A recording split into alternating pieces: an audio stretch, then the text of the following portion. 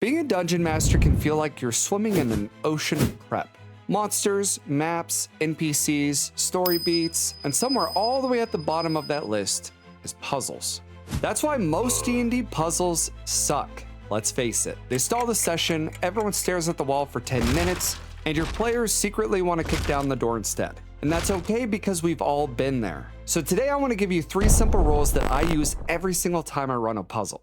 We're going to have one that makes the puzzle feel like it belongs in your world, one that lets your player basically design 40% of the puzzle for you, and one that turns too easy puzzles into huge story moments.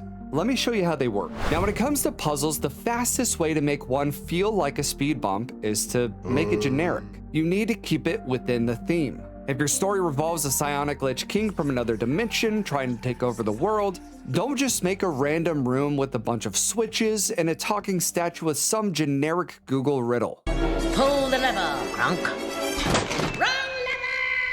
Instead, maybe the puzzle's an ancient skull embedded in a massive obsidian pillar. It only activates when a player reads a forbidden psionic ritual out loud and willingly enters into a mental pact. If they succeed the puzzle, the skull answers their questions or unlocks a seal. If they fail, something breaks. Psionic damage, a curse, maybe even a glimpse of the lich's mind. Same difficulty, but much more flavor. Another example we could use is pirate campaigns. The party wants to break into the dead captain's vault. They use an amulet they found to unlock the first layer, and inside, they find another layer with musical notes carved into the metal. They can hear the sea outside, the creak of the ship. The whole thing screams pirate shanty and not just roll a skill check. Theme first. If the puzzle feels like it could only exist in this story, it's going to mean so much more to them. Now, we do have to be honest, theme alone will never be enough, which brings me to another problem DMs face.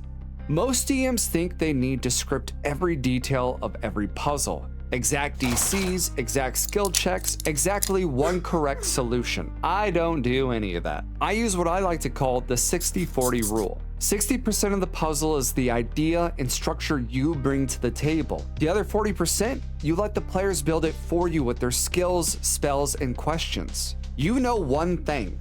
There's a vault, and you want it to be opened with something related to music. That's your 60%. Now let the players fill in the rest. Consider this role with the Pirate's Vault. Let's say the party is a rogue, a wizard, and a paladin, and none of them have any music proficiency. I give my love a chicken. I give...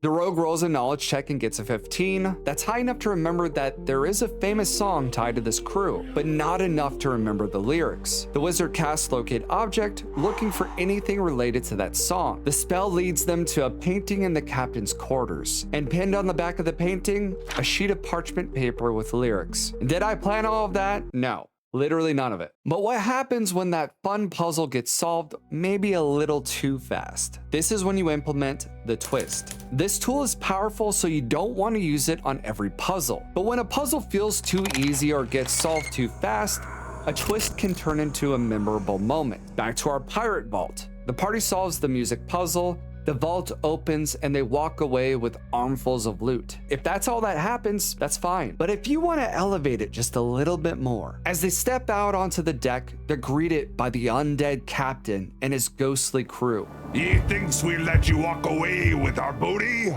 Now, the puzzle has real consequences. And if you want to push it even further, maybe the gold is cursed. Couldn't resist, mate. Every 10 pieces of gold a character carries increases the DC of a wisdom save by 1. Fail, and you're overwhelmed by greed or madness for a round, until you drop the coins. Now the players have to decide, how can we work together to get around this? The puzzle didn't just open a door, it challenged them and changed their behavior. When you put all of these together, it makes for a truly unique experience that keeps the players tied to the story. You stop having puzzles that feel like awkward mini games. and you start having puzzles that feel like core story moments. I'll never forget one of my most favorite puzzles. I created an item that looked like an even more complex Rubik's Cube. Once the party solved the first layer, each square on the surface revealed a different language symbol. They spent sessions hunting down sages, tombs, and ruins across the world just to learn enough of the languages to piece together the final phrase. When they finally spoke it out loud, a mage's tower from another plane folded into existence above them. That single puzzle became the intro to an entirely new plot arc, and that's what good puzzles can do. Good luck, I'll see you on the next Dungeon Dive.